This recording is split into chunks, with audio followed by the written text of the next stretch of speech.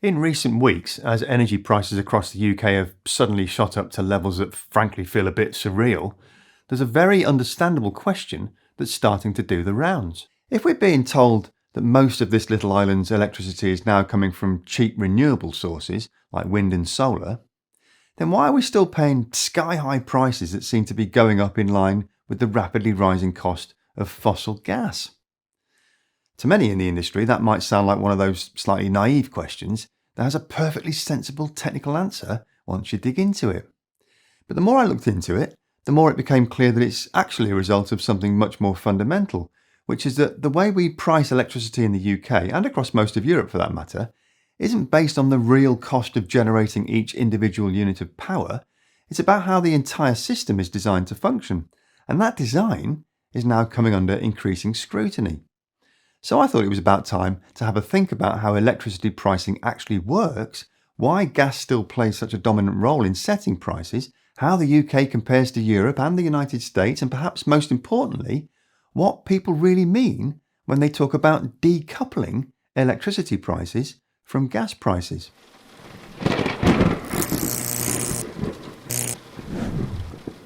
Hello, and welcome to Just Have a Think.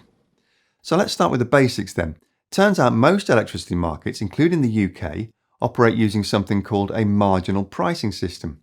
According to the standard model created decades ago when centralised fossil fuel-fired power stations were pretty much the only option, all power generating facilities are effectively lined up in order of their cost, from the cheapest sources, which nowadays tends to be renewables like wind and solar, through nuclear, and then on to more expensive generators, which are typically gas-fired power stations. But the price paid to all generators isn't based on their individual cost of production. Instead, it's set by the most expensive generator needed to meet demand at that moment. So if a gas plant is required to supply that final slice of electricity, which it often is at the moment while we're in the process of rolling out massive amounts of energy storage solutions like grid-scale batteries, then gas effectively sets the price for the entire market. Essentially, it's a system that worked fine back in the days when a country like ours only had a small number of very large centralised generators, typically fueled by coal or gas, because there just wasn't a particularly large spread in the cost of electricity from each of those power plants. According to economists and market designers, there are good reasons for having a system designed in this way. It ensures that supply always meets demand, it provides clear signals for investment, and in theory, it encourages the most efficient use of available resources. But, and here's where things start to get a bit messed up in our modern, much more distributed and variable energy grids, it also means that very low-cost generators can end up receiving the same high price as the most expensive generator on the system. Which is why, during periods of high gas prices, the cost of electricity can rise dramatically, even if a large proportion of that electricity is coming from renewables with very low operating costs. That's not unique to the UK, by the way. Broadly speaking, the same marginal pricing model is used across most of Europe as well. But according to analysis reported recently in The Guardian, gas appears to set the electricity price in the UK far more frequently than it does in many EU countries, which is where the UK starts to look a little bit like an outlier. So why is that then? Well, analysts tend to point to a few structural factors. Firstly, the UK does actually still rely quite heavily on gas-fired power stations to balance the system, particularly when renewable output is low. Secondly, as I mentioned earlier, there's still relatively limited large-scale energy storage. That is changing very rapidly, to be fair, especially as the price of lithium-ion batteries drops towards $50 a kilowatt hour, and we look forward to the prospect of sodium-ion batteries taking that cost even lower. Thirdly, while our interconnections with neighbouring countries are improving, they're still not as extensive as they are in some parts of continental Europe. Countries within the European Union are linked through a much larger network of interconnectors, allowing electricity to flow across borders in response to price signals. That greater level of integration tends to do a better job of smoothing out price volatility. Different European countries also have different generation mixes. Countries like France rely more heavily on nuclear, others like Norway have significant hydro resources, and of course many have been rapidly and urgently expanding their renewable capacity. There's also been a growing emphasis in parts of Europe on long-term contracts known as contracts for difference, which can help stabilise prices by insulating both generators and consumers from short-term market fluctuations. Quick 101 on contracts for difference? Why not? It's been a while, eh? Before we look at that though, I wonder if you could take a couple of seconds to click the free like and subscribe buttons just down here. They're not down here, they're down here. Quick. I wonder if you could take a couple of seconds to click the free like and subscribe buttons just down here if you haven't already done so. Just Have a Think is literally a one-person operation, and without a well-oiled marketing department, it can be extremely tricky to grab the attention of the YouTube algorithm ahead of all the AI clickbait stuff. That means I have to rely on good old-fashioned people power, which means you guys. So if you want to keep up with my latest videos and you feel you could support the channel with those little clicks, you really would be helping me enormously. Now then, contracts for difference. Essentially, contracts for difference, or CFDs, are long-term contracts between an energy system operator, or a government, and electricity generators. They allow the generator to stabilise their revenue at a pre-agreed level, known as a strike price, for the entire duration of the contract. When the wholesale auction price for electricity falls below the strike price set out in the contract, the CFD scheme operator makes up the difference in payments to the generator, and when the market price is above the strike price, the generator pays that difference back to the scheme operator. That might sound like a fairly neat system, and in many ways it is, because what it effectively does is smooth out volatility. When prices are low, generators are protected, and when prices are high, consumers get some of that money back. But there's a bit of a wrinkle. Those paybacks only really happen when wholesale prices are elevated, and in the UK market that very often means when gas is setting the price.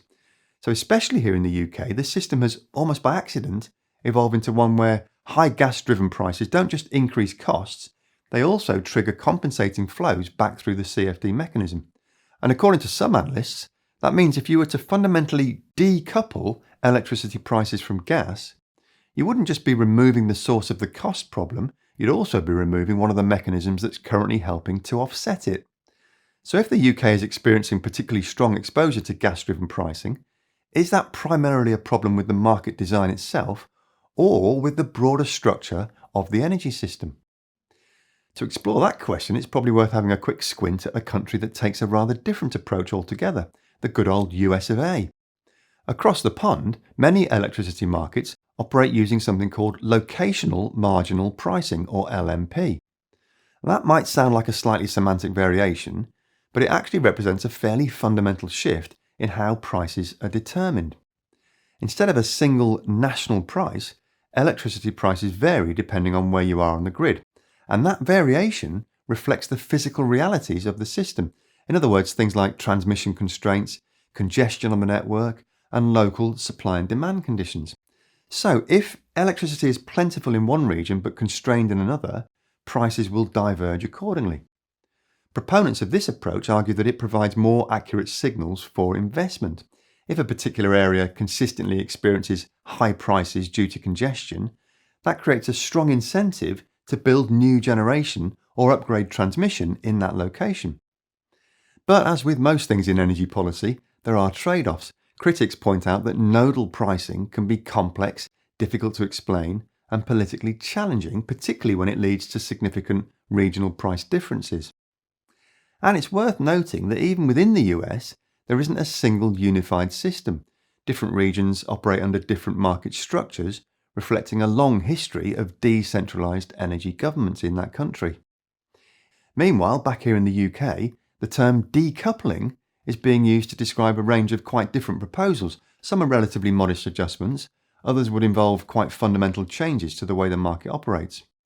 One of the more widely discussed approaches focuses on expanding the use of long-term fixed-price contracts. For example, researchers at organisations like the UK Energy Research Centre have proposed mechanisms, sometimes referred to as pot zero, that would move existing low-cost renewable and nuclear generators onto stable contract-based pricing. According to the authors of those proposals, the idea is to allow consumers to benefit more directly from the low operating costs of those technologies, rather than having those prices effectively overridden by the marginal cost of gas. That wouldn't necessarily mean dismantling the wholesale market entirely. It'd sit alongside it, gradually reducing the proportion of electricity exposed to short-term gas-driven pricing.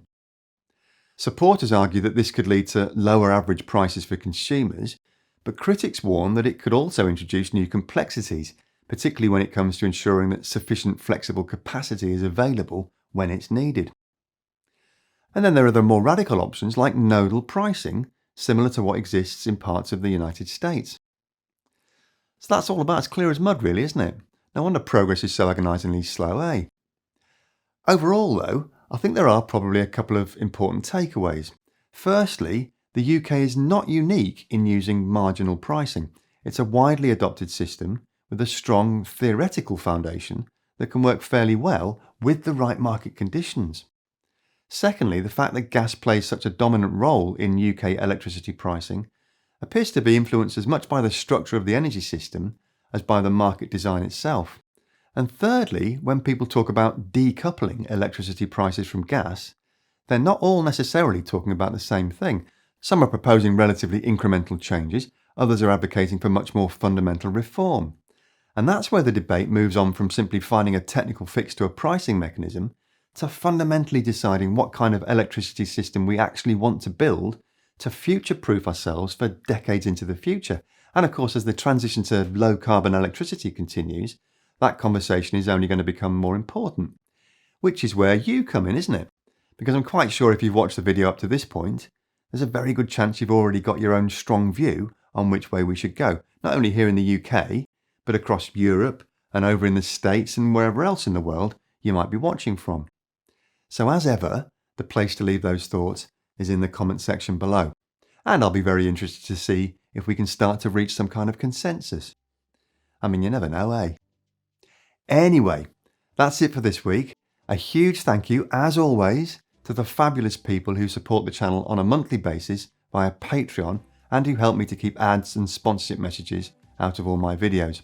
If you'd like the chance to leave feedback on preview versions of each video, take part in monthly content polls to choose future videos, and chat directly with me and other like-minded souls, then you can do just that by visiting patreon.com/justhavathink.